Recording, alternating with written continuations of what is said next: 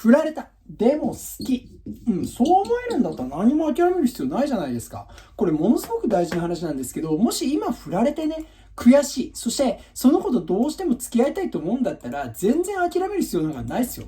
ないんですけど、ただ、これ大事なポイントなんですけど、いつもね、これ何度もお話してきます。だから、すごくめちゃめちゃ大事なこと、すごくめちゃめちゃ大事なことっていう言い方あれなんですけど、大事なことは、今すぐ何とかしようではなくて、確実に彼女を手に入れるためには、やっぱり自分を磨くターンだと思うこと。